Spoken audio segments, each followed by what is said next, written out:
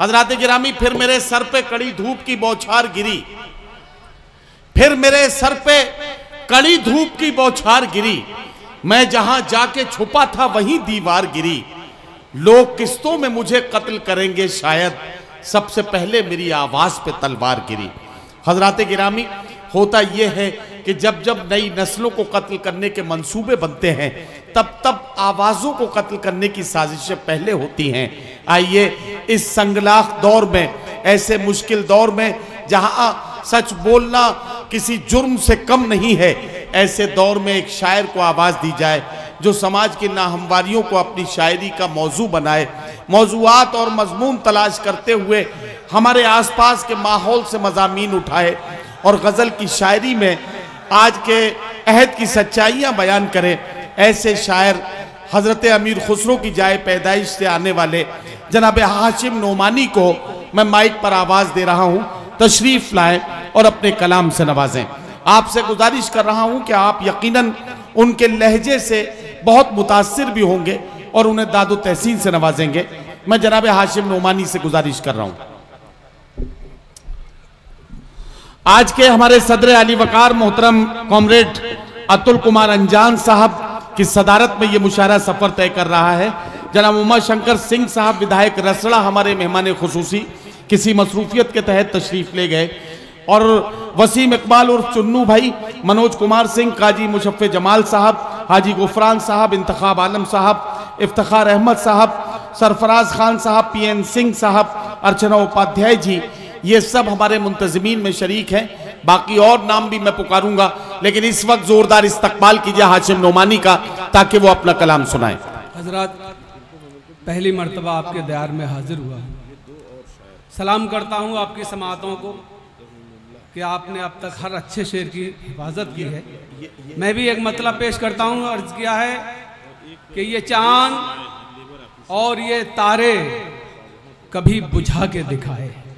समात करें हजरात कि ये चांद और ये तारे कभी बुझा के दिखाए, ये चांद और ये तारे कभी बुझा के दिखाए, जमी का कोई खुदा आंधियां चला के दिखाए। वाह वाह वाह, ये चांद और ये तारे कभी बुझा के दिखाए, जमी का कोई खुदा आंधियां चला के दिखाए। क्या कहना, जमी का कोई खुदा आंधियां चला के दिखाए, और उसे जो शौक है आबाद घर जलाने का।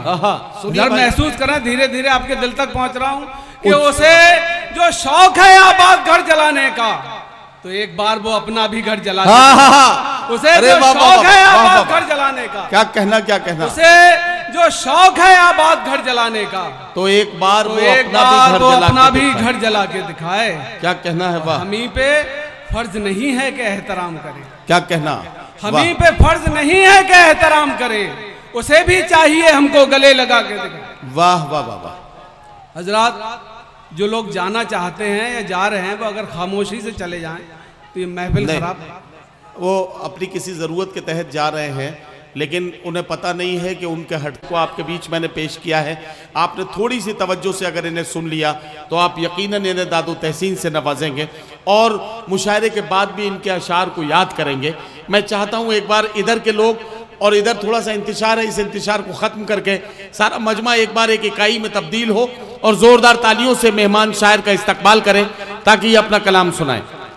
हजरात, एक मतलब और देखें, अर्ज किया है कि सदियों से दिन रात सफर में रहता है, सदियों से दिन रात सफर में रहता है, एक ही सूरज दुनिया भर में रहता है। सदियों से दिन रात सफर में रहता है, एक ही सूरज दुनिया भर में रहता है। क्या कहना है, वो ऐसा राज़िक है जिसको सब मालूम, वो ऐसा राज़िक है जिसको सब मालूम, कौन सा कीड़ा किस पत्थर में रहता है। वाह, वो ऐसा राज़िक है जिसको सब मालूम। क्या कहना है, क्या कहना, वो ऐसा राज़िक है जिसको सब मालूम, कौन सा कीड़ा किस पत्थर में रहता है। वाह वाह वाह, कौन सा कीड़ा किस पत्थर में रहता है। हज़रात, एक मतलब यूं कहा है कि मिट्टी के जो दिए थे सितारे बना लिए। बहुत अच्छा, वाह वाह। मिट्टी के जो दिए थे सितारे बना लिए।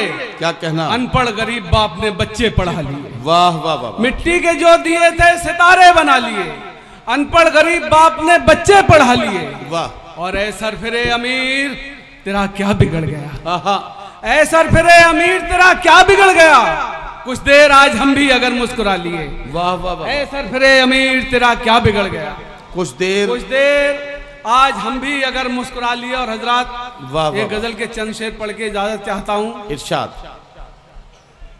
जी भाई। बात करें, अर्ज किया है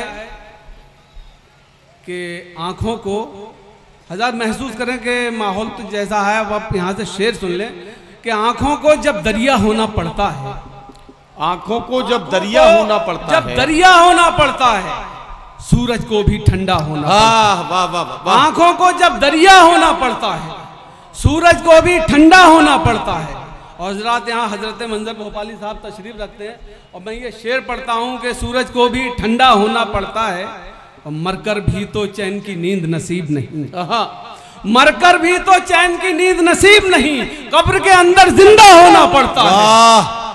वाह वाह वाह। तो चैन की नींद नसीब नहीं, क्या कहना है। मरकर भी तो चैन की नींद नसीब नहीं, कब्र के अंदर जिंदा होना पड़ता है।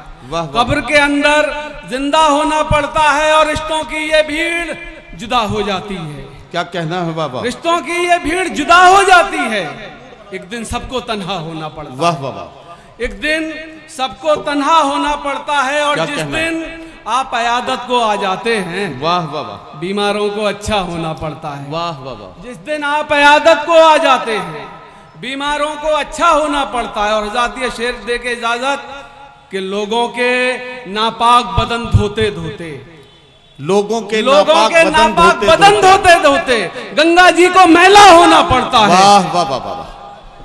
लोगों के नापाक बदन धोते धोते गंगा जी को मैला होना पड़ता है। हजरात गिरामी, एक शायर के एहसास हैं, वो जो कुछ देखता और महसूस करता है उसी को अपनी शायरी बनाता है। और यही कमाल आप महसूस कर रहे थे जब जनाब हाशिम नोमानी का कलाम आप सुन रहे थे।